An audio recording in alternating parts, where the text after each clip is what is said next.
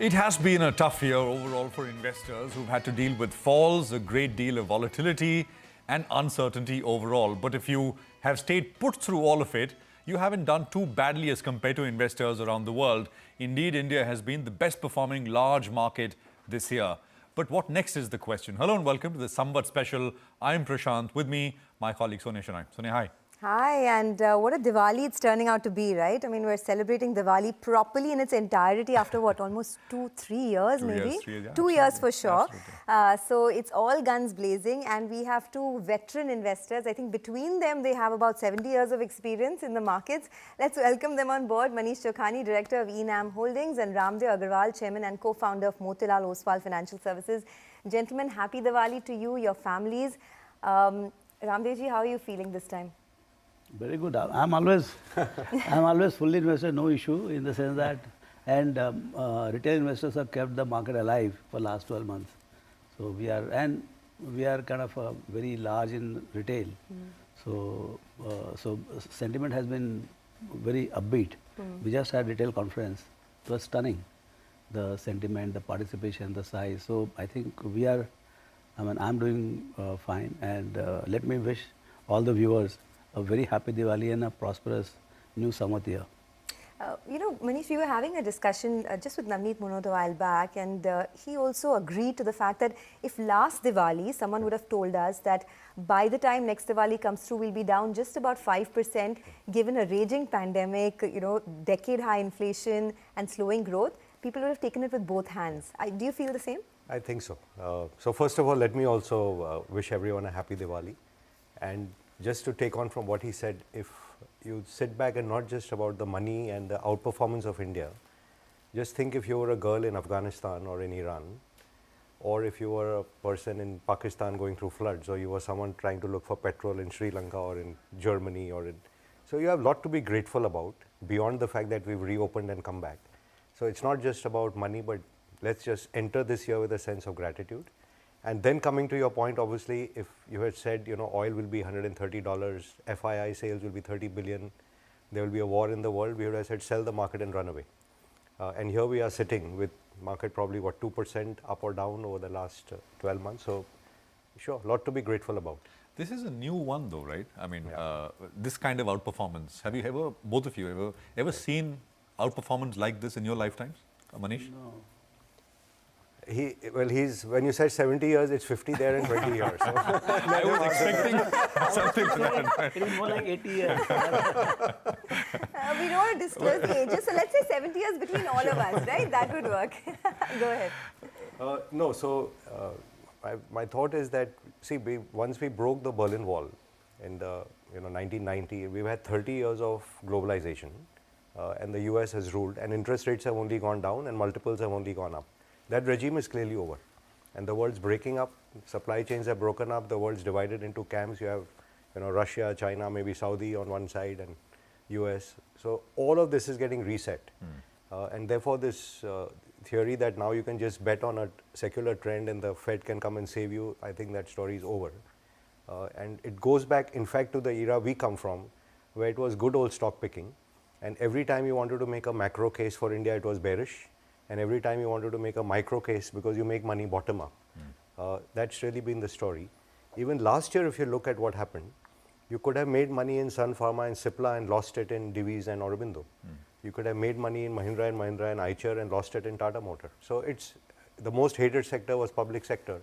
And public sector banks, public sector BL, HAL, all have done remarkably well. So your point, it's become that sort of market. So you're saying it because it is so deglobalized and things are breaking up. I mean, so that's the reason why India stands out particularly. That's one of the reasons. Yeah. So there's lots to do over here, and it has always been a stock pickers market. So this trend line where you just say you can buy a country or you can buy a sector, and this move towards ETFs and passive funds, I think is going to get severely tested now, because it was easy in a unidirectional world and a unidirectional market, and that's going to change. And as someone running an asset management business, it's great news for them, because all these guys, including Navneet, that's the time when you separate men and boys.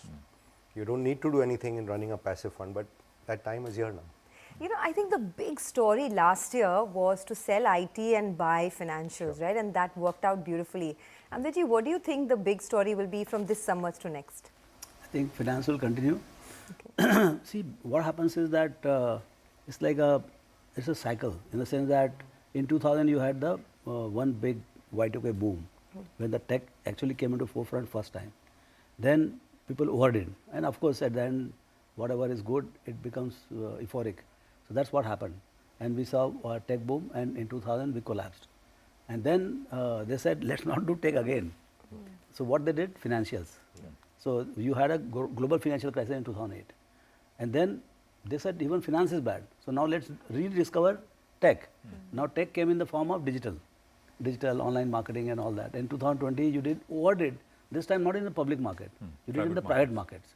So in private markets, but clearly around the digital and loss-making companies and all kinds of, you cannot imagine what stories they gave, and they're down by 80-90%. So I don't think the world is going to again take the liquidity out there in the next round whenever this problem of liquidity or inflation is done. Then the world will again reorient towards in next 3, 4, 5 years. I think they are going to go to the non-tech industry. Now, whether non-tech will be finance or finance plus, that one has to see. But it looks that finance is very large, I mean, bigger than even tech. So that's a good place to park yourself. And all the banks are clean. Their books have been double severely tested. I mean, pre-COVID itself it was tested, and COVID was a mother of all the tests. So there is nothing left to be written off. In fact, everybody is writing back. You are seeing all the results. So I think we have a very good. And you have to lend for 3-4 years. For finally you lend badly, you know. So you have to first start bad lending. For that, so that time that is will some be, time away. Yeah, so that is 3-4 year cycle. My sense is that finance is the place to be just about started, and I think dirtiest finance companies also do very well. Manish, you feel the same, and do you think it's becoming a bit of a crowded trade right now? Anyone and everyone is betting on finance. So I mean, like him, we are also very massively overweight in financials. And the risk in that is exactly what you said, that if usually consensus doesn't work. Yeah. But finance is such a large field, as he rightly said. So in the past, if you said finance, like last 2-3 years, you didn't make money in a HDFC Bank or a Kotak, and you made it in ICICI and Axis or SBI.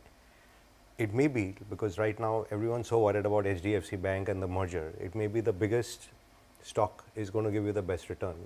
And you know, where all of us are probably highest overweight, those may not. Those may not. So it's very possible that happens. But like I said, the theme no longer, you cannot play a sector.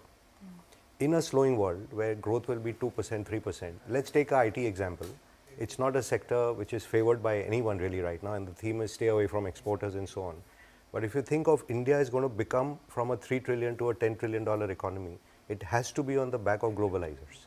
It has to be on the back of people who will take away market share from players over there.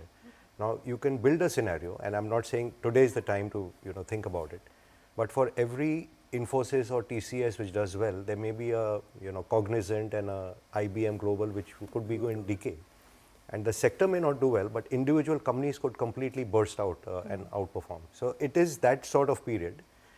And similarly in financials, it's banks are there. We in the past used to talk about insurance, which is actually underperformed.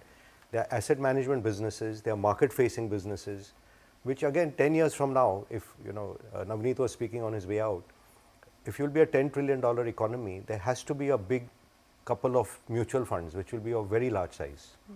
And currently they're all hated because everyone thinks the BIPs are going to keep falling and everything is going to passives and ETFs. There's money to be made. One of them is sitting right here. Yeah, and he's smiling. He's smiling. The opportunity size is large. Yeah. So you're saying one has to be discerning. Absolutely. I mean, it's not a sectoral call anymore. I mean, across the board. I think across the board. This 30-year period of, take one bed, sit down and relax, it's gone. One signal I'll tell you, like in digital what happened? Finally, it ended up with a good IPOs. So let's wait for a few banks to go IPO. Banking IPOs. Some banking or finance sector IPOs will happen. Once it is heated, after 3-4 years, you will find that it will be so much in demand.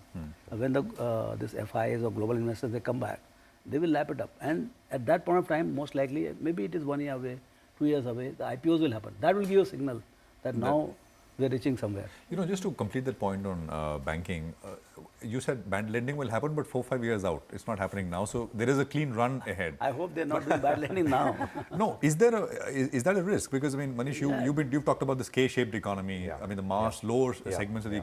I mean, that's kind of wiped out, right? The premium segments, the rich are doing very well.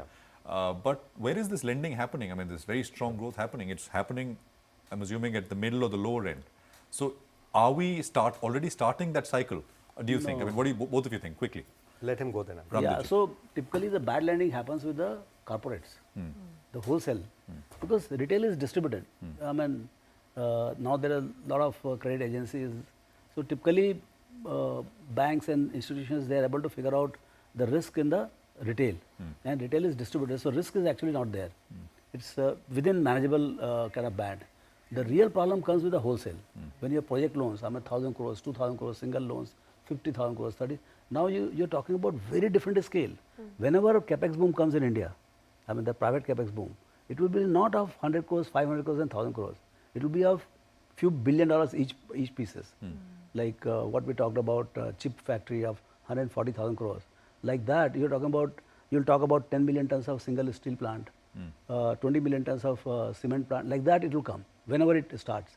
So, the risk of bankers will go in those kind of concentrated risk, you know, in the wholesale lending. Retail is very templated, so what you're saying is the risk is distributed. Very distributed and very manageable. It is the large losses. And now which bank will underwrite apart from SBI? I don't see any bank who is willing to, who has appetite to underwrite this kind of loans. Absolutely. Manish, you want to weigh in quickly? So slight variation on that, that any lending, if you're levered 12 times, anything you do wrong can blow you up. And every crisis in the world has been a leverage crisis. It's not ever been a stock market crisis because someone levered went crazy. Retail was subprime, retail was mortgage in US and across the world, and they figured out how to blow themselves up. So it's not because our last experience was we blew up on infrastructure lending and so on, we are still thinking of that. But trust me, I mean, bankers can be very creative when they want to earn their bonuses, and they can blow up anything when you give them, you know, 12x and 20x. And we're still reeling from the Credit Suisse and the Deutsche Bank episodes where they're still talking of 30, 40 times leverage.